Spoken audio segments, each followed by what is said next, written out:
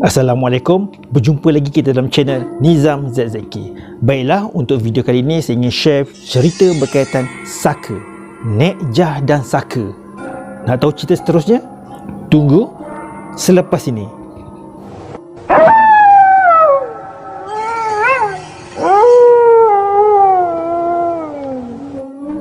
Baiklah, untuk video kali ini saya ingin share pengalaman Kak Mimi, iaitu kisah nenek Kak Mimi. Apa ceritanya? Video kali ini mengisahkan cerita bagaimana arwah nenek Kak Mimi, iaitu Nek Jah, sukar untuk meninggal disebabkan oleh sakanya. Sebelum saya teruskan cerita ini, ramai orang tertanya kenapa orang zaman dulu mempunyai saka, membela saka. Dan ada di antara kita yang telah salah faham kenapa orang zaman dulu membela saka.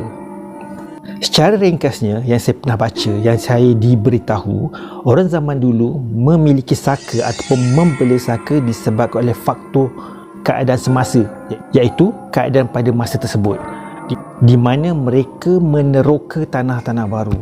Ramai daripada mereka membuka hutan, iaitu hutan yang sangat tebal. Di Malaysia ni bukan seperti di negara Eropah ataupun negara Amerika. Hutan di sini sangat-sangat tebal, dan selalunya mereka membuka penempatan baru terdiri daripada 10 orang keluarga, 15 orang keluarga untuk meneroki sesuatu tempat. Bayangkan pada zaman tersebut pokok-pokok hutan terlalu besar, mungkin sampai 5 atau 10 pemeluk. Dan bagaimana mereka membuat kerja-kerja tersebut? Bagaimana mereka mampu menebang beratus-ratus pokok hutan yang sangat besar di hutan yang sangat tebal dengan tulang 4 kerat? Tujuan pertama adalah untuk membuka penempatan baru. Yang kedua, mereka gunakan untuk bercucuk tanam. Dan yang ketiga, mereka juga perlu keselamatan keluarga. Menjaga keluarga mereka dari ancaman luar dan juga daripada binatang buas. Difahamkan mereka membela beberapa jenis jin seperti harimau jadian, hantu raya dan sebagainya. Setiap daripada jin-jin tersebut mempunyai tugasan yang berbeza dan cara belaan yang berbeza. Tetapi di sini saya tidak akan bincangkan bagaimana mereka bersepakat atau membela makhluk-makhluk tersebut. Tetapi untuk dalam video ini saya ingin share pengalaman Kak Mimi, bagaimana neneknya sukar untuk meninggal disebabkan oleh saka tersebut. Kak Mimi berasal dari negeri A dan tetapi menetap di area Petaling Jaya, Selangor. Kejadian ini berlaku pada tahun 1998. Difahamkan sudah lebih seminggu nenek Kak Mimi nazak. Tetapi yang peliknya, walaupun nenek Kak Mimi terlantar, tetapi nenek Kak Mimi sangat-sangat kuat makan. Setiap 3 atau 4 jam, nenek Kak Mimi akan meraung, menjerit kelaparan. "Aku nak makan, aku lapar, aku lapar," dengan suara yang agak garau. Dan nenek Kak Mimi mampu memakan 3 atau 4 pinggan nasi siap dengan lauk ayam, ikan dan sebagainya, licin habis. Dan kemudian selepas makan, nenek Kak Mimi akan terlantar semula. Keadaan itu berterusan selama lebih seminggu. Memang keluarga Kak Mimi tahu nenek Kak Mimi ada belaan, tetapi tidak ada tanda-tanda yang nenek Kak Mimi mahu turunkan belaan tersebut kepada anak cucunya. Hinggalah pada suatu hari, keadaan nenek Kak Mimi sangat lemah. Muka nenek Kak Mimi sangat cengkung dan amat menakutkan. Usia nenek Kak Mimi pada masa itu hampir 90 tahun.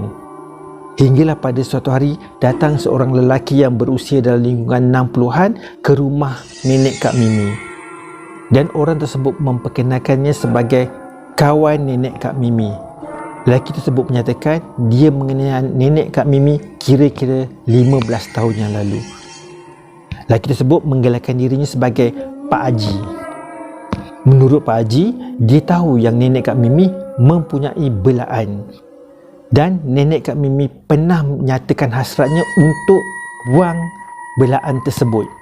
Sebab nenek Kak Mimi tahu tidak ada seorang pun anak atau cucunya yang layak menjaga belaan tersebut.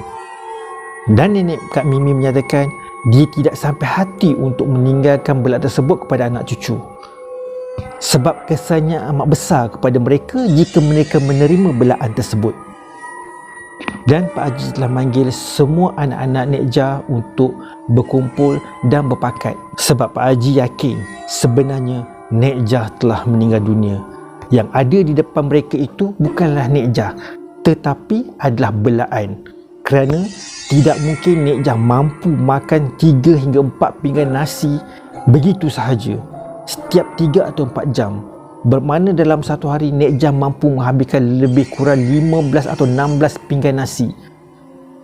Sebagai orang tua yang kurus kering, yang sakit, bagaimana mampu menghabiskan makanan sebanyak itu?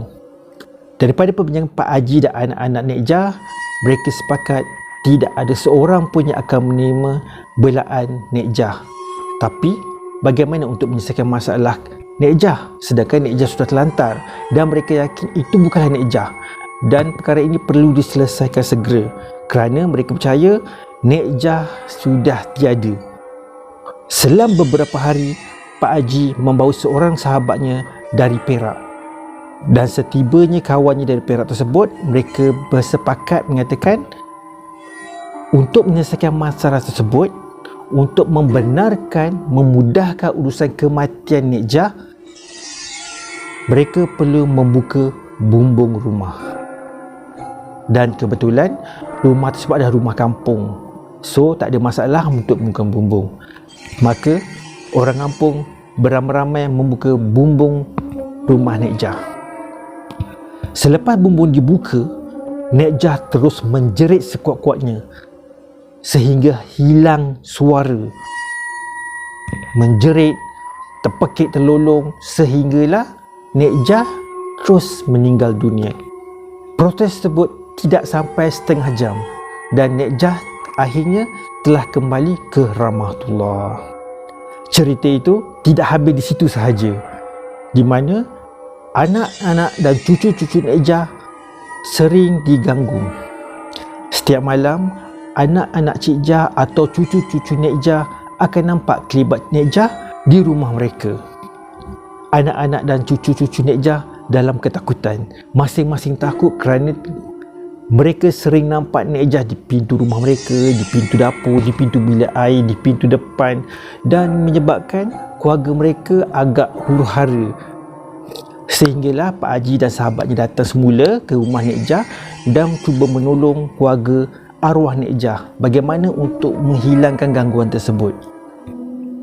Pak Haji dan sahabatnya telah tinggal di rumah Mak Nek Jah selama hampir 3 hari. Dalam tempoh tersebut, mereka cuba berubat untuk menghalau gangguan tersebut. Dan pada hari keempat, barulah gangguan-gangguan tersebut hilang.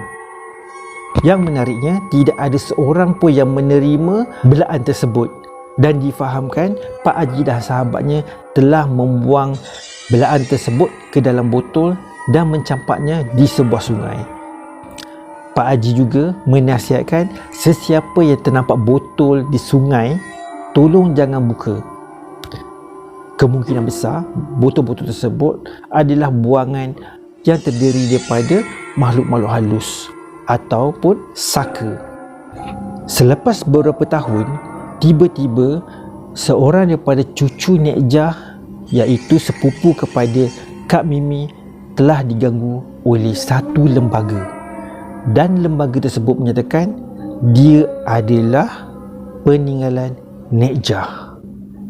Semua orang terkejut sebab sudah lebih 15 tahun kematian Nek Jah. Bagaimana tiba-tiba perkara tersebut berlaku? Kenapa benda itu pulang semula ke keluarga arwah Nek Jah? Ada yang berpendapat mungkin ada orang telah membuka botol tersebut dan saka tersebut telah kembali ke rumah asal arwah Nek Jah. Lebih kurang 5 orang sepupu Kak Mimi telah diganggu, tapi nasib baik Kak Mimi tidak diganggu langsung.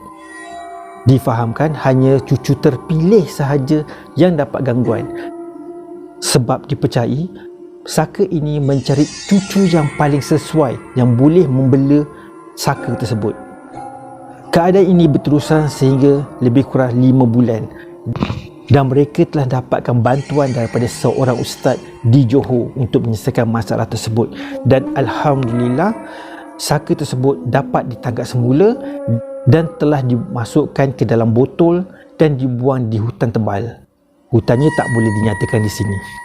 Dan kepada mereka yang suka masuk hutan, anda juga dipastikan jangan sesekali cuba membawa balik benda-benda yang anda jumpai di dalam hutan, kerana risikonya amat tinggi.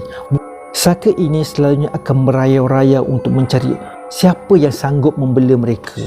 Mereka perlukan orang yang boleh memberi mereka makan dan sebagainya, menurut apa sahaja kehendaknya. Dan kita tentunya tidak sesuai lagi untuk meneri perkara-perkara tersebut kerana keadaan zaman sudah berbeza. Dan sebenarnya ramai yang di luar sana yang terpaksa menerima saka tanpa rela dan juga tanpa sedar. Untuk membuang saka bukanlah sesuatu yang mudah.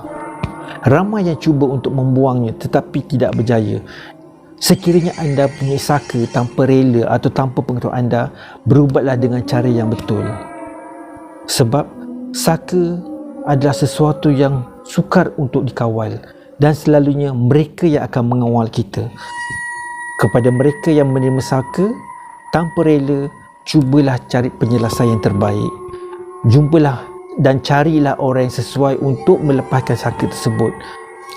Sehingga ke hari ini, keluarga Kak Mimi tiada lagi gangguan, dan diharapkan tiada lagi gangguan saka di masa-masa akan datang. Baiklah, sampai di sini saja perkongsian cerita Kak Mimi berkaitan dengan neneknya arwah Nek Jah. Baiklah, seperti biasa, jika anda ada cerita yang mahu dikongsi bersama, jangan lupa email di sini, dan juga jangan lupa komen, like dan subscribe. Kita jumpa di lain kali. Assalamualaikum, bye-bye.